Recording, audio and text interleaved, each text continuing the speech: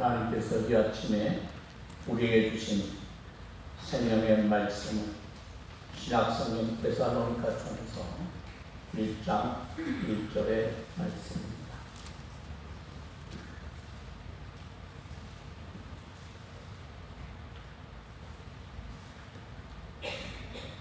살아계신 하나님의 말씀을 듣는 복된 시간 되기를 원합니다.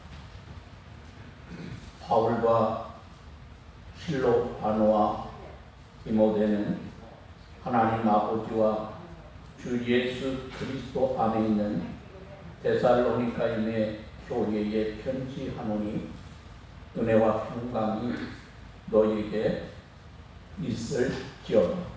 아멘.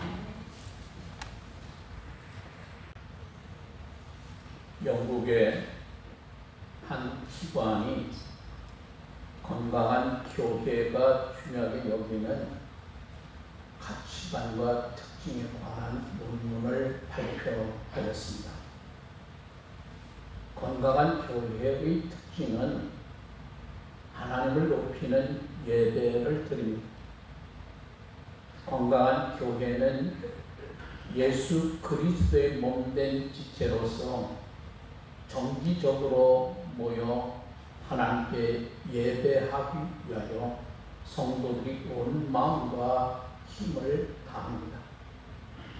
건강한 교회는 성령의 인도와 매일의 사역 속에서 성령의 능력 주심을 적극적으로 구합니다.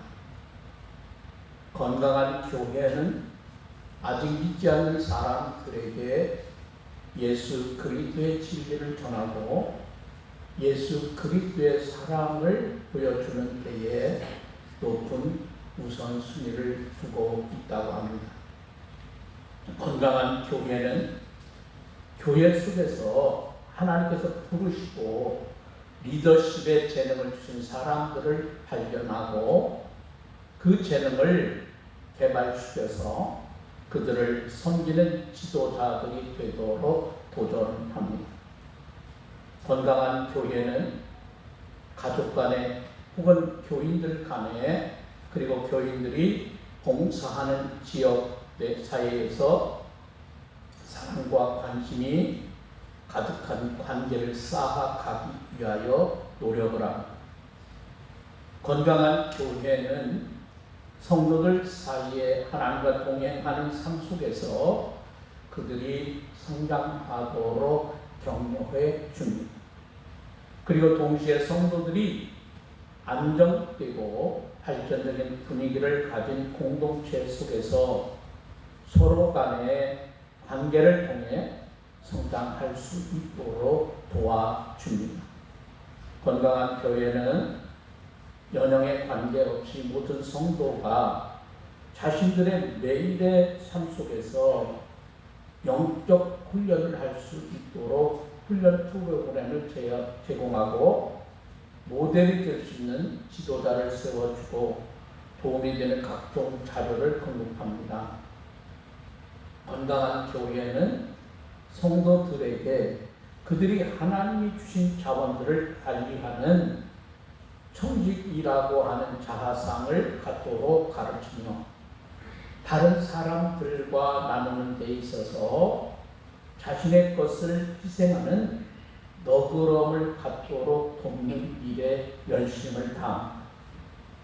건강한 교회는 시설, 장비 그리고 시스템을 적절히 활용하여 교회 사역이 성장하고 발전하도록 합니다.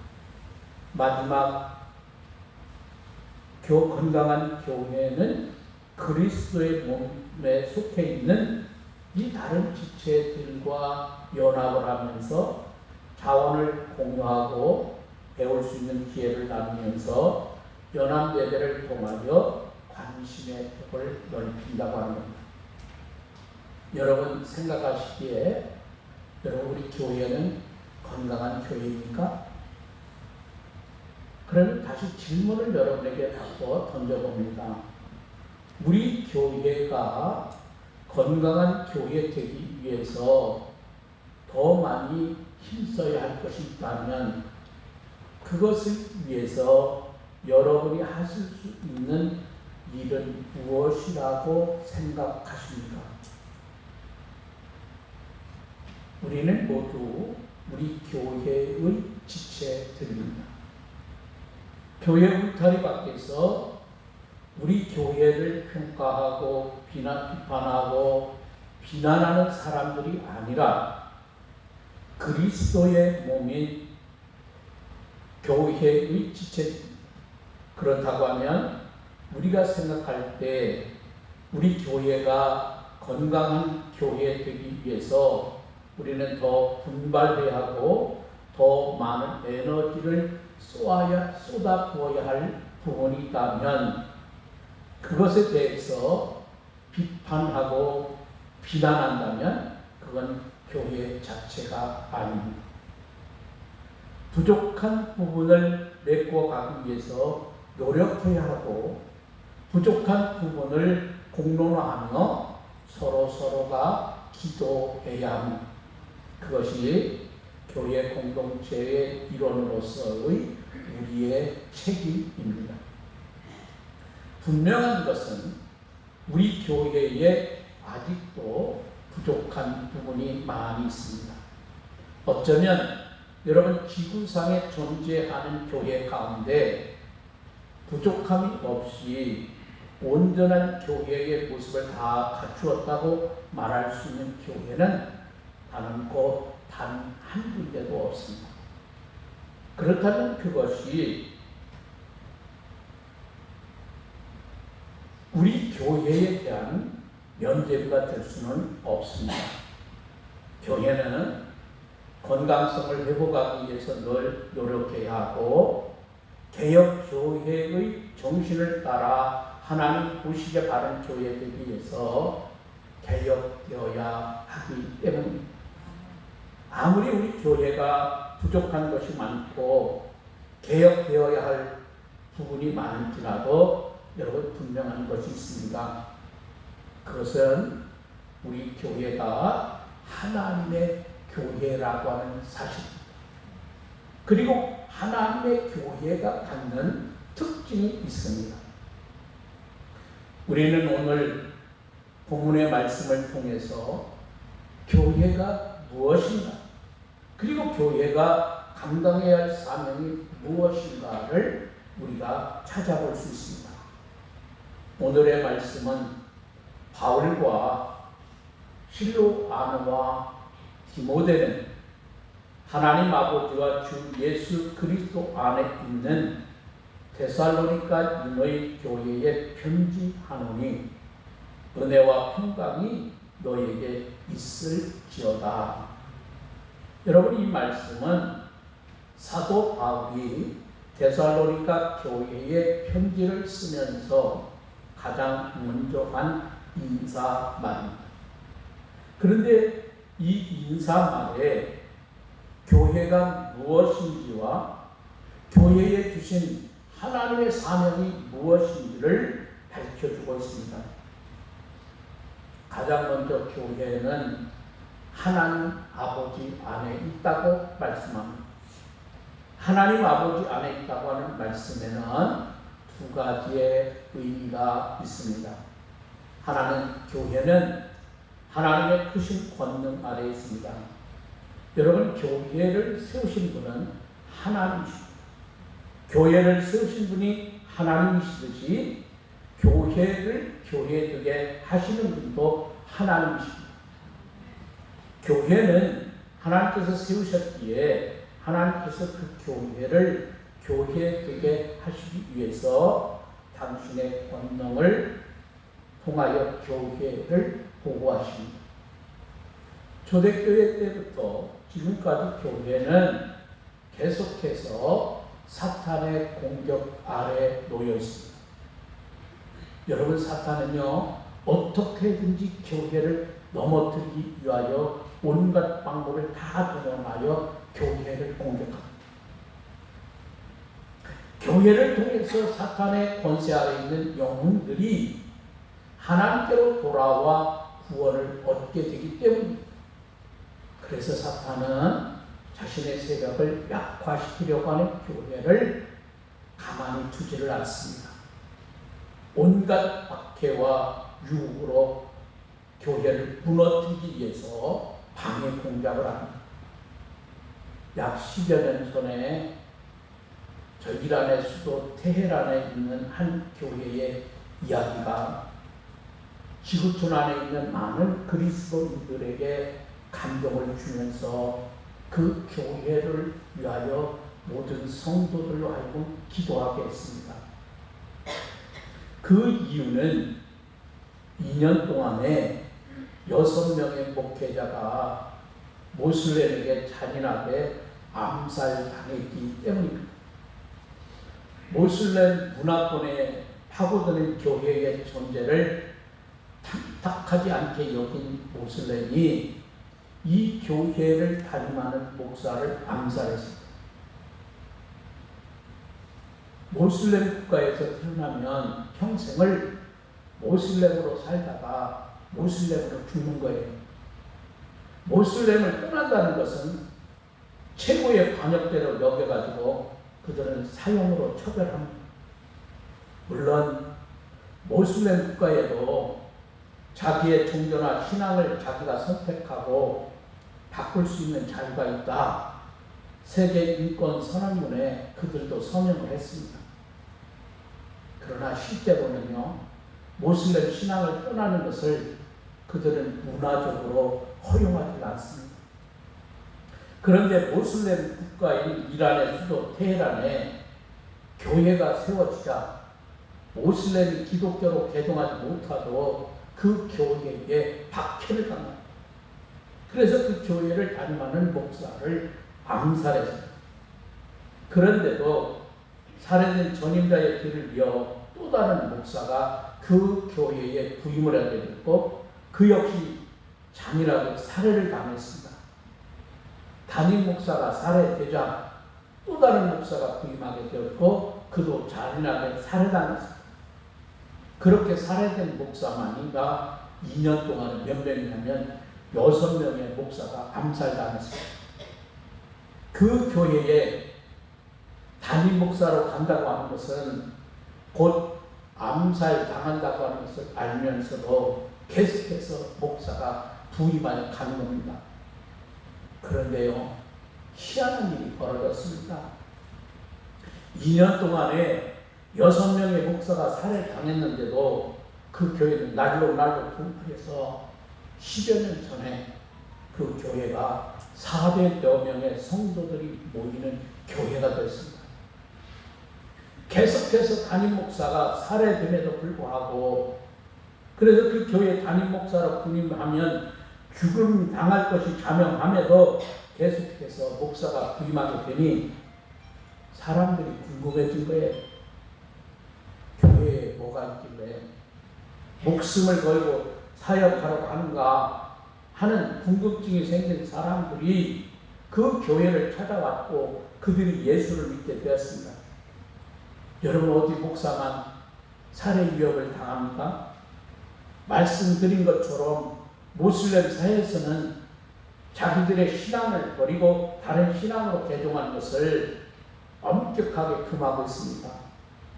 기독교로 개종하면 엄청난 불이익은 물론이고 핍박과 살해 위협까지 시달려야 합니다. 그런 상황에서 예수 믿는 사람들이 늘어나고 있다고 하는 것은 실로 엄청난 사건이 아닐 수가 없습니다. 여러분, 그렇게 핍박을 받아도 심지어 잔인하게 살해를 당해도 계속해서 담임 목사로 부임하고 성도들이 늘어나는 이유가 여러분 무엇일까요? 거기에는 분명 하나님의 권능이 역사하고 있기 때문입니다. 살해당할 위기 앞에서 살해를 모면해야만 하나님의 권능이 역사하는 것은 아닙니다. 살해를 당해도 순교를 당해도 순교를 각오하고 예수 믿는 사람들이 날로 늘어나는 것, 그것이야말로 하나님의 권능이 역사하는 현장의 모습을 우리들에게 보여주고 있는 거죠. 여러분 기억하십시오. 교회는 하나님의 권능 아래 있습니다. 하나님께서 당신의 교회를 당신의 권능으로 보호하십니다. 그래서 교회는 때로 부족함이 있고 세상으로부터 미움을 받는다 하더라도 그 존재를 지속적으로 유지하며 그 역할을 감당하게 되어 있습니다. 사탄은 그리고 세상은 교회의 부족한 부분을 드러내며 교회의 존재 의미를 약화시키려고 노력합니다. 야, 이런 게 뭐 교회야? 교회가 뭐 이것밖에 안 돼? 이런 교회는 세상에 있을 필요가 없어 라고 우리에게 공격을 가죠. 그러나 여러분, 교회는 그렇게 부족한 것이 많아도 하나님께서 그런 교회를 당신의 권능으로 보호하시고 그런 연약하고 부족한 교회를 사용하십니다. 연약하고 부족한 것이 많은 교회를 들어서 세상을 변화시키는 하나님의 도구로 오늘도 교회를 하나님은 사용하십니다. 교회를 구성하고 있는 우리의 모습을 보면 참으로 부족한 것이 많은 사람들입니다. 여러분, 우리는요, 세상에 내놓으라 하는 권력이나 어떤 능력을 가진 사람들이 아닙니다. 그러나 하나님께서는 그런 약한 사람들을 부르시어 당신의 능력으로 강하게 하시고 그런 우리를 사용하십니다. 고린도전서 1장 26절 이하에 하나님은 분명히 우리에게 이렇게 말씀하십니다. 형제들아, 너희를 부르심을 보라. 육체를 따라 지혜로운 자가 많지 아니하며 능한 자가 많지 아니하며 문벌 좋은 자가 많지 아니하도다. 그러나 하나님께서 세상에 미련한 것들을 택하사 지혜 있는 자들을 부끄럽게 하려 하시고 세상에 약한 것들을 택하사 강한 것들을 부끄럽게 하려 하시며 하나님께서 세상에 천한 것들과 멸시받는 것들과 없는 것들을 택하사 있는 것들을 폐하려 하시나니. 할렐루야. 여러분, 우리는 세상에서 약합니다. 그러나 하나님의 권능이 우리와 함께 하셔서 약한 우리가 세상에 강한 것을 우리가 이길 수 있습니다. 세상에서 미련한 우리를 사용하시어 지혜롭다고 하는 세상을 부끄럽게 하십니다. 그것이 교회와 교회 지체들을 사용하시는 우리 하나님의 방법입니다.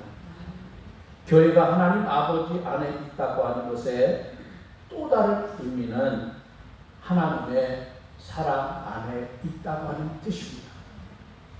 오늘 본문은 우리에게 이렇게 말씀하십니다.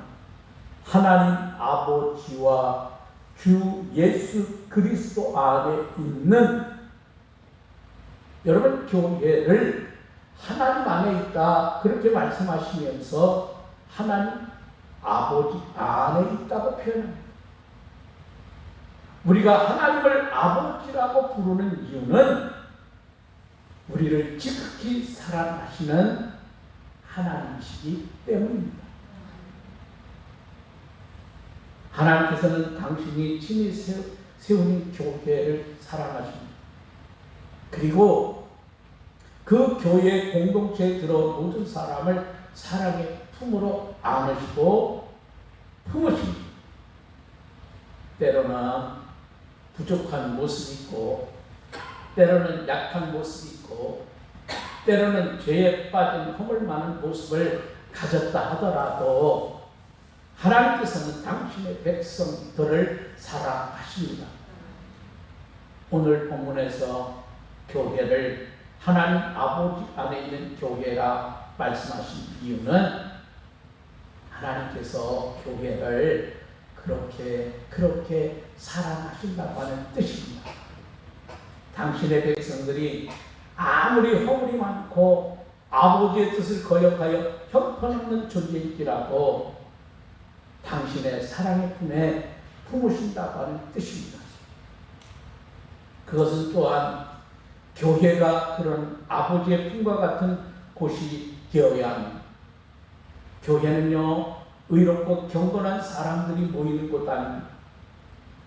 여러분 병원에 가보세요. 병원은 어떤가요? 병원은 건강한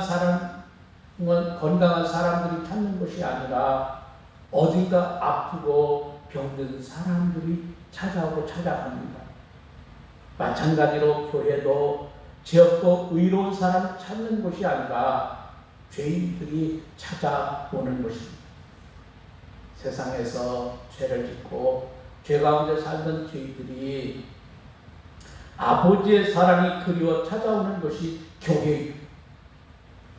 그래서 교회는 탕자와 같은 사람을 기꺼이 품어야 합니다. 그래야 여러분 그 교회가 진짜 교회입니다. 과거에 어떤 죄를 지었다 하더라도 그의 허물과 죄를 추궁하지 않고 받아주는 것이 교회입니다. 인간적인 어떤 기준을 내세워서 여러분 그 기준에 합당한 사람만 들어오도록 자격을 부여하는 것이 아닙니다. 교회는 모든 사람들을 향하여 열려 있는 곳이어야 합니다. 그래서 누가 들어와도 그가 교회에서 아버지 품으시고 안아주시는 아버지의 품을 느끼게 해야 합니다. 여러분 그렇습니다. 교회는 하나님 품 안에 있습니다. 하나님께서 당신의 능력과 사랑의 품에 우리 교회를 품어주셨고 우리를 품어주셨습니다. 이제 우리 교회는 그 하나님의 권능과 사랑으로 서로를 품어야 합니다. 아무리 약하고 볼품없는 존재라 하더라도 우리는 서로를 품어주어야 합니다. 그리고 더 나아가 세상을 우리가 품어야 합니다. 어렵고 힘든 이웃을 품어야 하고 우리는 그들에게 예수 그리스도 안에 나타난 하나님의 권능과 사랑을 우리가 보여주어야 합니다. 그것이 오늘 우리 교회를 향한 하나님의 기대이며 하나님의 요구입니다. 우리 시간에는 우리나라를 위해서 여러분 수도권에는 지금 날이 갈수록 매일매일 그 인원이 경신하고 있잖아요. 학생들이 우리의 기도가 필요합니다. 여러분 같이 1분 동안 같이 기도하고 제가 마무리하고 마치도록 하겠습니다. 같이 기도하겠습니다. 여러분 우리 나라가 평안 찾아올 수 있도록 같이 기도하겠습니다. 사랑의 아버지 하나님, 어렵고 힘들 때 너는 내게 부르짖으라. 내게 응답하겠고 내가 은밀한 죄를 비밀을 너에게 보여주겠리라. 나타나리라. 주님 우리에게 말씀하셨습니다. 오늘도 우리는 자유롭게 이렇게 나와 하나님께 예배하지만 주님을 사랑하고 주님을 사모하는 우리의 형제들, 많은 수도권의 교회들이 하나님께 자유롭게 예배하지 못하고 하나님 주일임에도 불구하고 그들이 가정에서 비대면 예배를 드려야 되는 안타까운 현실을 맞이했습니다. 이러할 때 한국의 모든 교회들이 영적인 부흥이 일어나길 원합니다. 다시 한번 깨어 기도하는 이 민족이 되길 원합니다. 구하라 주실 것이요 찾으라 찾을 것이요 문을 두드리는 자에게 열릴 것이라고 말씀하신 주여, 이 시간 은혜를 베풀어 주시고 우리가 안일하게 있는 것이 아니라 힘들고 어려울 때 이웃을 위하여, 교회를 위하여, 나라와 민족을 위하여 기도하는 우리 교회가 되고 성도들이 되길 원합니다. 이 시간 하나님의 은총으로 함께 하시고 하나님의 나라와 하나님의 평강으로 함께 해주셔서 하나님의 영광이 나타나는 이 민족이 되게 하시고, 속히 이 코로나19에서 자유함을 얻는 이 민족이 되도록 하나님 역사하여 주옵소서. 이를 위하여 우리가 날마다 하나님 앞에 기도하는 귀한 성도들이 되게 하옵소서. 하나님 아버지, 참 고맙습니다. 교회를 섬기며 교회를 통하여 은혜 받게 하시고 말씀을 듣게 하시며 세임과 능력을 받았습니다. 우리 목도 중앙교회가 이 시대에 하나님께서 맡겨준 귀한 사역을 감당하는 아름다운 교회 되게 하옵소서. 지혜와 성령이 충만한 성도들이 되게 하옵소서. 자신의 것을 드리고 섬기며 헌신함으로 하나님의 나라 확장을 위하여 수고하며 애쓰는 마지막 때에 칭찬 듣는 우리 모두가 아름다운 그리스도인들이 되게 하옵소서. 우리를 사랑하시는 우리 주님 예수님 귀하신 이름으로 기도합니다. 아멘.